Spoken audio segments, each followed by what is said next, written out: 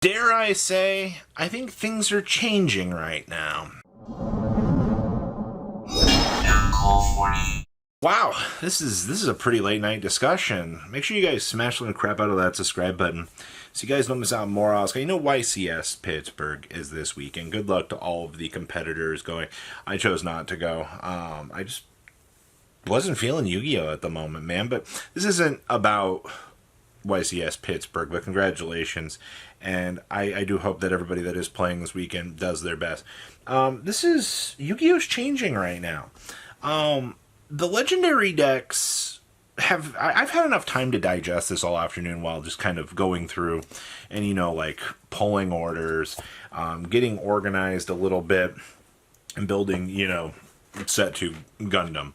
I've had enough time to realize this, but do you guys really think that Konami is finally learning? They're getting their stuff together, it feels like. Now, the biggest complaint of the last couple of years is, product has felt very lackluster. And I went out on a limb and I defended the Chronicles decks. I've been one of the few people that has actively sat here and said, no matter how much product has failed throughout the last couple of years, when you market a product like the legendary decks, like the Fallen of Albaz stuff, say, hey, you can get everything within this box. Guaranteed.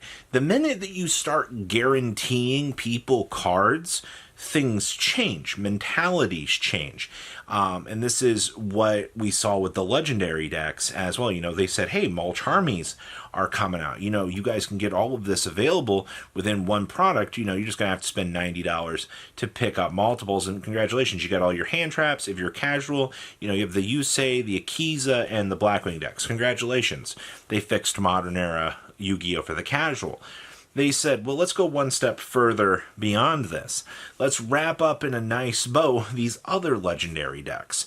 Let's go ahead, and a lot of people were anticipating, Sky Striker getting a Chronicles deck or them revisiting it, but they did one better. They just said, hey, we'll just go ahead and we'll make a legendary deck for this. We'll go ahead and take a piece of the Terminal World, which actively, X-Saber wasn't going to sell very well. You can sit here and you can be like, well, they got the best X-Saber card. Yeah, they did get cool X-Saber cards. But the thing was, I don't want to see X-Saber cards taking up core components in a set. So let's go ahead and just shove those into a side product like this. Okay, cool. So now I'm getting Sky Striker, which is a good deck. I'm getting X-Saber, which maybe isn't so great. And then they went ahead and further said, well, let's take Mitsurugi, which is already kind of floating around in the kind of questionable category, and they went ahead and slapped a nice bow on that and put it into the deck. High cards that players wanted printed. Sky Striker, checks ads, like the Yusei deck. Taking Mitsurugi, a decent deck, but don't really need anything check, and then X-Sabers, sure, just slot it on in there. No matter how you want to spin this particular product to your narrative, whether or not you think that, I can't believe Konami is reprinting, all of these worthless cards. We live in different times, people.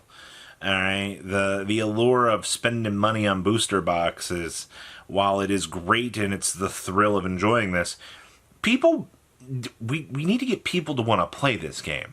I hate to tell you this, but if you're not increasing the size of your player base by making actual good products for those players, come in, take a look at the starter deck set from years ago, was it last year? Years ago, and same thing.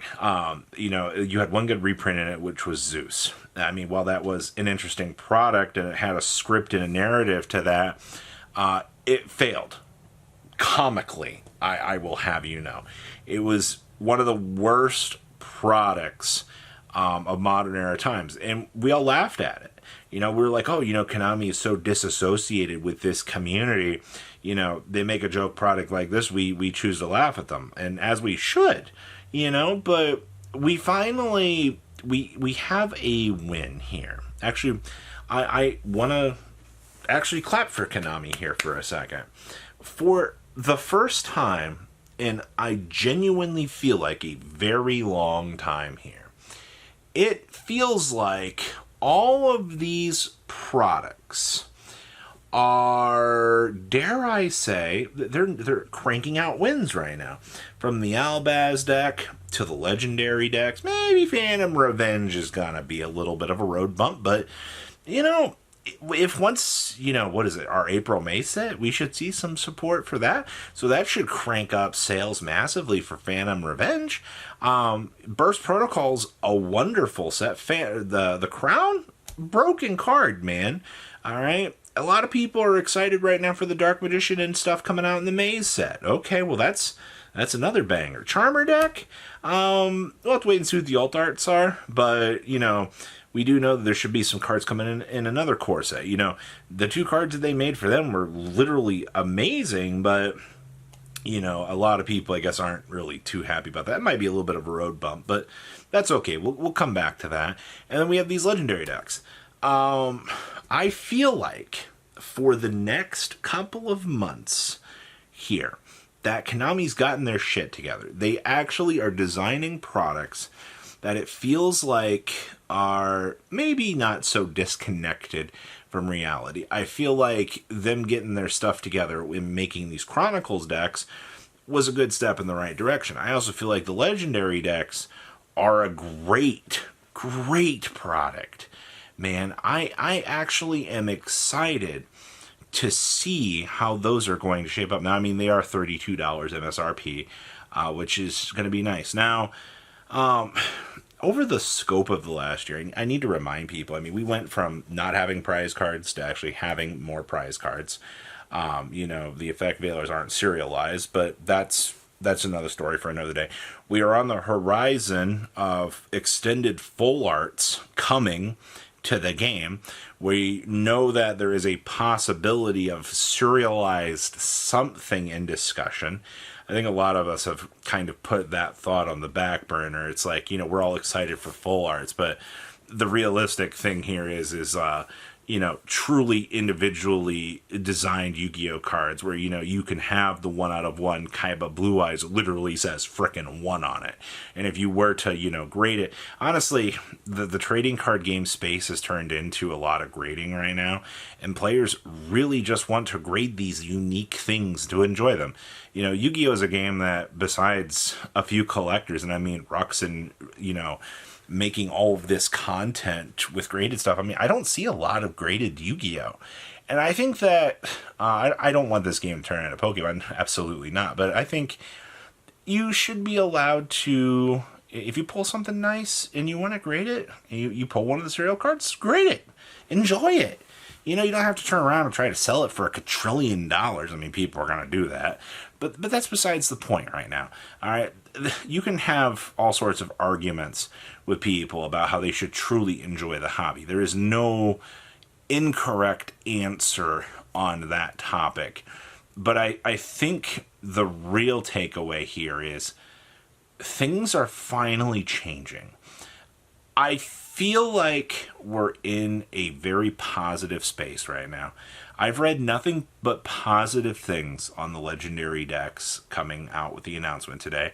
I think you're going to probably have a little bit more kickback from the community somewhere out there where someone's like, oh my god, I'm not wasting $30 to be a pleb Sky Striker player.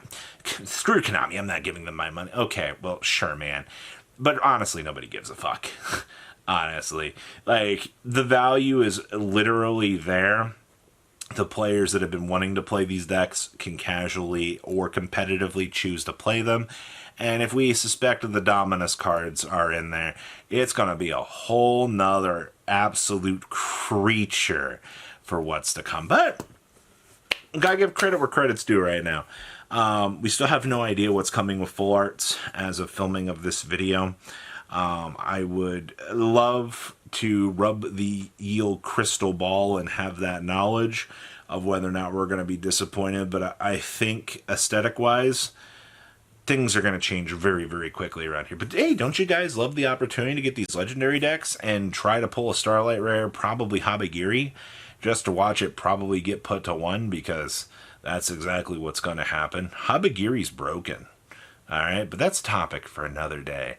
Should we really be allowing Mitsurugi to continue on the rampage? But who knows? You guys have a good rest of your day, alright? patrons. Thank you. Ah!